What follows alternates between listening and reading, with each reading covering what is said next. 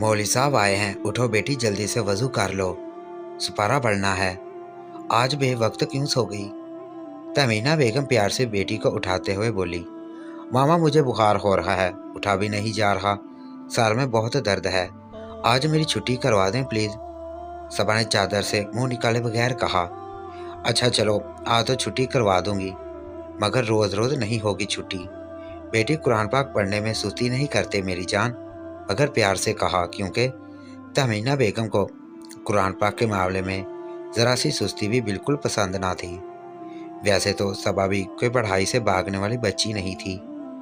जब माँ ने रायत भी दे दी, वरना तो इस मामले में तो कान से पकड़कर खड़ा कर देती हैं। हालांकि वो और मामलात में नरम थी। मौलवी साहब को जरीना बेगम ने तबीयत खराबी का कहकर टाल दिया,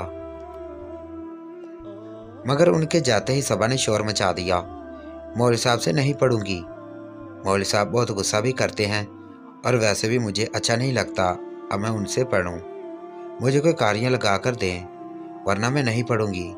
वो कोई 12-13 साल की थी, मगर इस मामले में अपना फैसला कतई सुना चुकी थी और तहमीना बेगम ये मुकदमा सबा के बाबा की अदालत में पेश कर चुकी थी।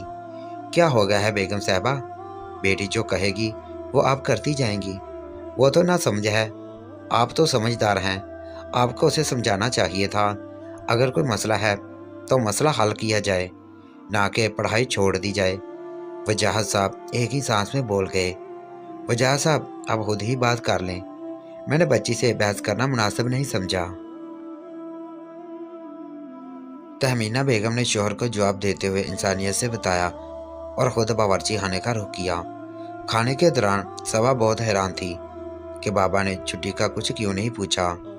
बाबा भी मुस्तकिल सबा के चेहरे की बेचैनी, घबराहट और खौफ को नोट कर रहे थे।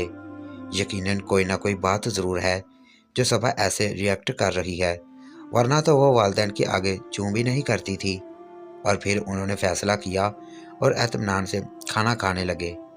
लेकिन सबा की प्लेट में भी बड़े प्यार से खाना डाला, उसे कुछ तसल्ली हुई और वो भी मुतमन होकर खाने लगी। खाने के काफ़ी देर बाद जब बाबा फारग हो गए तो उन्होंने सबा को अपने कमरे में बुलाया। सबा को बोलकर खुद किचन के काम निपटाने चली गई। सबा को डर लग रहा था कि बाबा डांटेंगे, मगर फिर भी तो बात करना थी, वरना मौलवी साहब उसके साथ इस तरह बदतमीजियाँ करते रहते। खैर वह डरती डरती बाबा के कमरे में जा पहुंची। अस्सलाम वालेकुम बाबा, मैं आ जाऊं? वो कमरे के दरवाजे पर खड़ी बाबा से अंदर आने की इजाज़त तलब कर रही थी। वालेकुम सलाम, जी बेटी आएँ। सलाम का जवाब देते हुए बाबा ने बड़ी शफ़क़त से कहा। अपने महसूस कुर्सी पर बैठकर उसका इंतज़ार कर रहे थे। बैठो बेटी। बाबा ने बेड की साइड पर रखी हुई कुर्सी की तरफ इशारा किया। जी बाबा, यह कहकर वो कुर्सी पर जा बैठी और सवालिया नज़रों से बाबा को देखने लगी। बेटी, क्या आप बताना मुनासिब समझेगी कि आप कुरान पाक पढ़ने से क्यों मना कर रही हैं?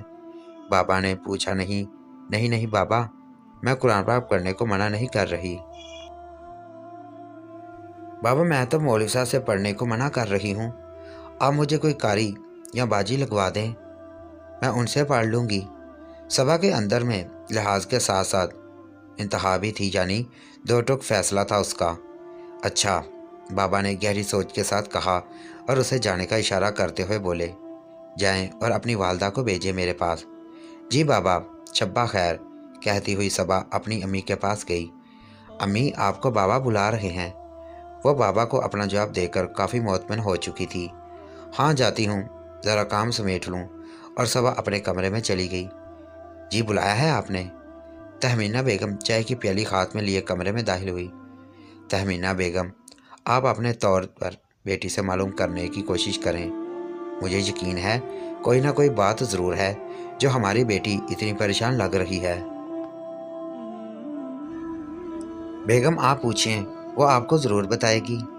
वो मुझे झिझक की वजह से नहीं बता रही थी। आप मालूम करके मुझे बताएं ताकि इस मसले को हल किया जाए, ताकि बच्ची को कोई नुकसान ना हो। वजाहत साहब ने परेशानी के आलम में किताब में खाली नज़र डराते हुए कहा। अब की बार परेशान होने की बारी तहमीना बेगम की थी, मगर वो खासी समझदार खातून थी। पहले थोड़े चेहरे पर परेशानी के आसार नजर आए, पर अपने आप को नॉर्मल करती हुई किचन की तरफ निकल गई। सबा कमरे में बैठी अपने टेस्ट की तैयारी कर रही थी। तभी उसने कमरे का दरवाज़ा खटखटाया और बोली, सबा बेटी, मैं अंदर आ जाऊँ? हाथ में मज़ेदार चॉकलेट फ्लेवर वाला दूध लिए खड़ी थी। जी अम्मा, आप मुझे बुलाती मैं आ जाती। ये कहकर सबा जल्दी से अम्मा के एहतराम में खड़ी हो गई और माँ प्यार से बोसा देते हुए माँ के हाथ से दूध का गिलास लेकर साइड टेबल पर रखा। माँ को पलंग पर बैठते हुए प्यार से खुद माँ के कदमों में बैठ गई। ये उसकी आदत थी कि माँ जब भी उसके कमरे में आती या उसे कहीं भी माँ के पास बैठने का मौका मिलता, वो हमेशा माँ के कदमों में ही बैठती थी। बाबा चूंकि उसे कभी कदमों में बैठने ही ना देते थे, इसलिए ये उसकी हसरत ही रह जाती कि वो उनके कदमों में बैठे। बाबा बिल्कुल उसके आने पर खुद खड़े हो जाते और उसे बड़ी इज्जत से बिठाते कि हमारे प्यारे नबी आखिरी सल्लल्लाहु अलैहि वसल्लम ने भी अपनी बेटी का बड़ा एहतराम फरमाया है, तो मैं ना करूं अपनी बेटी का एहतराम। अम्मा के कदमों में बैठकर वो हमेशा उनकी गोद में प्यार से सर रख लेती और अम्मा भी प्यार से उसका सर सहलाती। सबा को बहुत अच्छा लगता और खूब दुआएं लेती। अब भी उसने यही किया था और अब अम्मा की गोद में सर रखकर दुआएं वसूल कर रही थी और अम्मा प्यार से उसका सर भी सहला रही थी। सबा बेटी, एक बात बताओ, क्या मैं आपकी दोस्त नहीं हूँ? और सवालिया नज़रों से देखने लगी। जी अम्मा, बिल्कुल आप मेरी दोस्त, आप तो बहुत अच्छी दोस्त हैं। सबा ने प्यार से अम्मा के कदम चूमते हुए कहा, तो फिर आप मुझसे क्यों छुपा रही हैं? मौलवी साहब से आप क्यों नहीं पढ़ना चाहती? अम्मा ने प्यार से उसे उठाकर अपने बराबर बिठाते हुए पूछा। सबा को डर लग रहा था, कहीं अम्मी बाबा ने मेरी पढ़ाई रुकवा दी तो। वो फैसला नहीं कर पा रही थी कि अम्मा को सब बताए या नहीं। आखिरकार थोड़ी देर बाद उसने अम्मा को सब कुछ बताने का फैसला किया और बोली, अम्मा, मैं आपको बताऊंगी तो आप मौलवी साहब को तो नहीं बताएंगी? उसने रोते हुए चेहरे के साथ अपनी माँ से पूछा। बेगम बेटी की ये कैफियत देखकर परेशान हो गई, मगर फिर भी उसे तसल्ली देते हुए बोली, नहीं मेरी जान, मैं भला किसी को क्यों बताऊंगी? हाँ, आपके बाबा को तो बताना पड़ेगा, वही मसले को समझकर कोई बेहतर हल निकालेंगे। अम्मा, मगर मौलवी साहब को तो हरगिज़ नहीं बताएंगे ना, वरना वो मुझे डांटेंगे। वैन वाले अंकल की तरह वो ऐसे बोली कि अब रो देगी। ये क्या बोल दिया? वैन वाले अंकल ने उसे सख्ती से मना किया था। जब उन्होंने उसको ज़बरदस्ती अपनी गोद में बिठाना चाहा तो वो चीखती चिल्लाई थी, तो उन्होंने उसे छोड़ दिया था, मगर उसे धमकी दी थी कि किसी और को बताया तो तुम्हारा वो हाल करूँगा कि तुम अपनी शक्ल भी नहीं पहचान सकोगी। जिस वजह से उसने डर के मारे किसी को घर में नहीं बताया था, वो बात आज बेअख्तियार अम्मा के सामने निकल गई थी। मुझे बताओ बेटी, डरने की कोई ज़रूरत नहीं है, तुम हमें हर बात बताओ, हम आपके वालिदैन हैं और अगर आपको कोई हरासा या खौफज़दा करता है तो उससे निपटना हमारा काम है। आप बिल्कुल नहीं घबराएं, बल्कि अगर कोई मसला था तो आपको पहले ही हमसे शेयर कर लेना चाहिए था, ताकि आप किसी भी बड़ी परेशानी से बच सकती। बेटी, बाबा से कुछ नहीं छुपाते और ना ही डरते हैं। हाँ, उनका अदब ज़रूर करते हैं। माँ बाप इस दुनिया में वो वाहद होते हैं जो आपके सबसे बड़े खैरख्वाह होते हैं। चलें, अब जल्दी से बताएं क्या मामला है? अम्मा ने उसे प्यार से पुचकार कर अपने साथ लगाते हुए कहा और फिर सबा ने ड्राइवर अंकल की वो हरकतें बता दी जो वह ज़बरदस्ती उसे गोद में बिठाने की कोशिश करते थे, और जब वो गोद में ना बैठती तो वो उसे इस बात पर डांटते और धमकाते थे। मौलवी साहब भी सारी बातें बता दी, वो भी मुझे गोद में बैठने के लिए कहते हैं और जब मैं ना बैठूं तो वो मुझे बुरी तरह डांटते हैं, और इसलिए मैं अब मौलवी साहब से कुरान पाक नहीं पढ़ना चाहती। यह सुनते ही तहमीना बेगम का खून खोलना शुरू हो गया और ये गम उनके अंदर तक उतरता जा रहा था कि उनकी बेटी ने एक अरसे तक ये खौफ अकेले झेला था। वो तो खुदा का शुक्र था कोई बड़ा नुकसान नहीं उठाया था, वरना इस खौफ की वजह से अंकल या मौलवी साहब उसको डांटे या मारेंगे कि इस चक्कर में वो वाकई नुकसान उठा सकती थी। वो तो अल्लाह ताला ने करम किए रखा और वो अभी तक उनकी हवस का निशाना बनने से बची रही थी, वरना तो जाने कब का क्या हो जाता। वो लोग सर पकड़ कर रो रहे थे। तहमीना बेगम गम व गुस्से शुक्रगुजारी की मिली जुली कैफियत में थी। यह सवाल उनके दिमाग पर हर दौड़े बरसा रहा था। अगर कुछ हो जाता तो साथ ही कैफियत की अल्लाह ताला का शुक्र, इसने बड़े नुकसान से बचा लिया। मजीद ये कैफियत कि वो तो समझी थी कि उनकी बेटी उनसे कुछ नहीं छुपाती, तो यहाँ बेअतमादी क्यों हुई? क्यों वो खुद अपनी बेटी का चेहरा ना पढ़ पाए? इसका मतलब इनसे कहीं ना कहीं बेटी की तरफ से लापरवाही हुई थी। उन्हें अपनी बेटी की रोज़ाना की मालूमात लेनी चाहिए थी। इसे पूछना चाहिए था, बेटी आज आपका दिन कैसा गुजरा? उन्हें अपनी बेटी को दुनिया का थोड़ा बहुत वहम खुद भी देना चाहिए था। बेटी अगर कोई इस तरह आपके साथ कोई गलत हरकत करने की कोशिश करे तो आपको क्या करना चाहिए? सबा तो अपनी माँ को सब बताकर मुतमिन हो गई थी कि अब कोई उसे कुछ नहीं कह सकेगा, ना तो ड्राइवर अंकल और ना ही मौली साहब। मगर तहमीना के सख्ते की कैफियत में थी। उसके तो वहम गुमान में भी नहीं था। दिमाग पर हर थोड़े बरस रहे थे। उनका बीबी खाई हो रहा था। बेगम ये सुनकर नाक के नीचे से उनके घर में ये सब कुछ हो रहा था और उन्हें खबर भी ना थी। उनका दिल चाहा कि वह इस ड्राइवर और मौली साहब का मुंह नोच लें। वो तो शुक्र है कि वो बच्ची को घर में बिल्कुल अकेला छोड़कर नहीं गई थी, वरना ये हवस का मारा मौलवी उनकी बच्ची की इज्जत ही खराब कर चुका होता।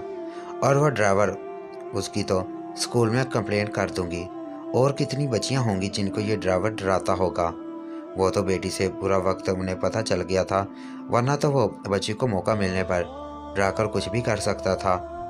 उसके साथ उन दोनों से ज़्यादा उन्हें अपने आप पर गुस्सा आ रहा था कि वह बच्ची के मामले में इतनी लापरवाह कैसे हो गई।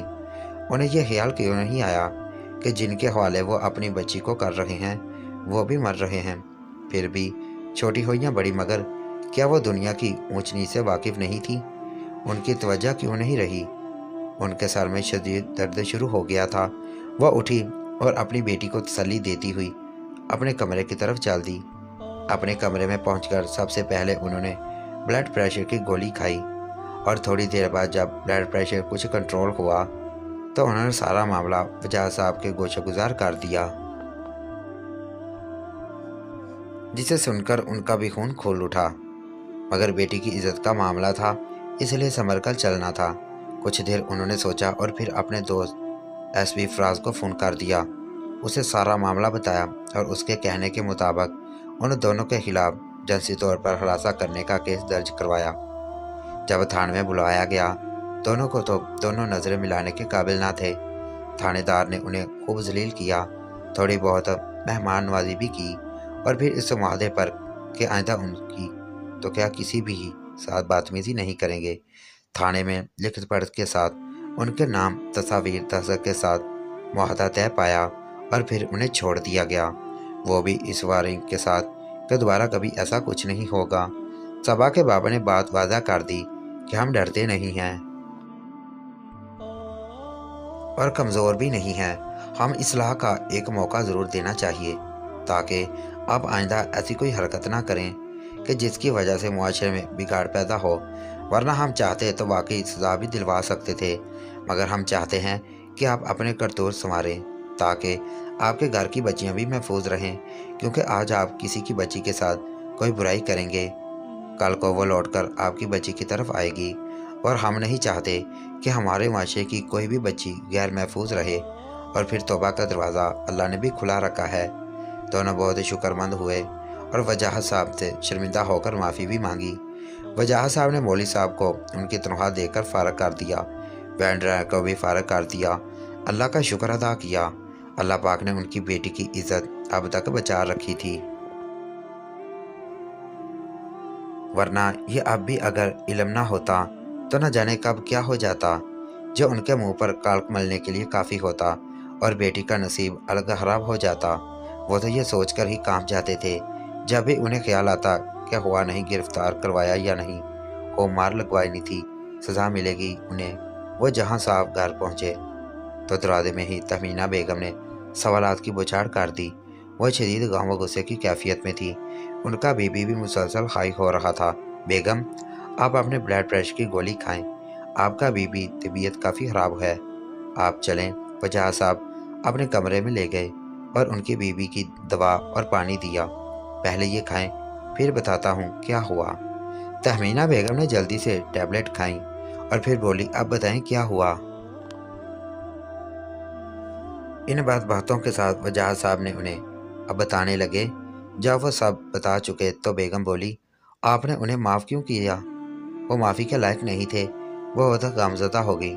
وجاہت صاحب بولے، وہ آپ بھی ایسا کام نہیں کریں گے۔ دیکھیں، ایک تو وہ رینجر والوں کی نظر میں ہے، دوسری صاف بات ہے اگر یہ معاملہ ہم اچھالتے ہماری بیٹی کی ہی بدنامی ہوتی اور پھر وہ دشمنی نکالتے۔ ابھی تو وہ درنگ میں ہیں، ان پر ڈر بھی رہے گا اور وہ خود بھی کسی اور بچی کے ساتھ بھی ایسا نہیں کریں گے۔ ویسے آپ ذرا صبا کو بھی تھوڑی سمجھ بوجھ دیں، وہ نامحرموں سے کیسے ڈیل کرے۔ بیگم، اب اسے رہنا تو اس دنیا میں ہے نا، تو اسے کوئی بھی ڈرائے گا تو وہ کیا اس طرح ڈر جائے گی؟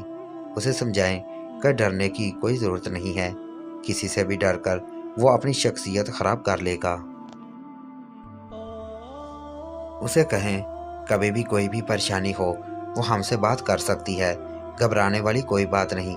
یہ باتیں سن کر تہمینہ بیگم بولی، یہ باتیں آپ خود سمجھائیں گے تو زیادہ اثر ہوگا، صبا کا اعتماد بحال ہوگا۔ ہاں وہ تو سکتی ہے، میں خود اپنی بیٹی کو سمجھا دوں گی، مگر میں ہر بات تو نہیں کر سکتا نا، کچھ حجاب بھی ہوتا ہے باپ اور بیٹی کے درمیان، وہ حلا آپ کریں گی۔ ٹھیک ہے، ویسے وجاہت صاحب میں یہ سوچ رہی ہوں کہ میں بیٹی کے معاملے میں دوسرے پر اعتبار کیسے کر لیا کریں۔ یہ کیوں بھول گئی کہ وہ بچی سہمی دنیا بچی نہیں، ان جیسے بیڑیے بھی پھر رہے ہیں۔ میری بچی پھول میں بھی اتنے دن کتنی ذہنی ادور پر گزری ہے، تب ہی تو ہر وقت چپ چپ اور کوئی رہتی ہے، اور میں سمجھتی ہی کہ پڑھائی کی ٹینشن ہوگی۔ ان کی آنکھوں میں غفلت کی اذیت کا دکھ تھا۔ نہیں، تہمینہ بیگم صرف بچیاں ہی نہیں، والدین کو بچوں کے معاملے میں بہت محتاط رہنا چاہیے۔ آج کل کا دور ان کے لیے بھی کوئی اچھا نہیں، ذرا سی غفلت کہیں بھی کوئی بھی بڑا نقصان بھی پہنچا سکتی ہے۔ وہ تو شکر ہے ہمیں ہمارے رب نے بچا لیا، ورنہ اسے آگے سوچو تو روح کانپ جاتی ہے۔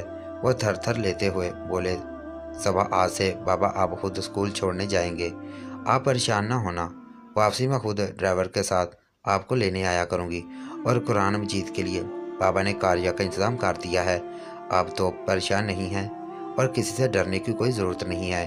کوئی آپ کو چھونے کی کوشش کرے تو آپ نے فوراً شور مچا دینا ہے، بالکل بھی نہیں ڈرنا۔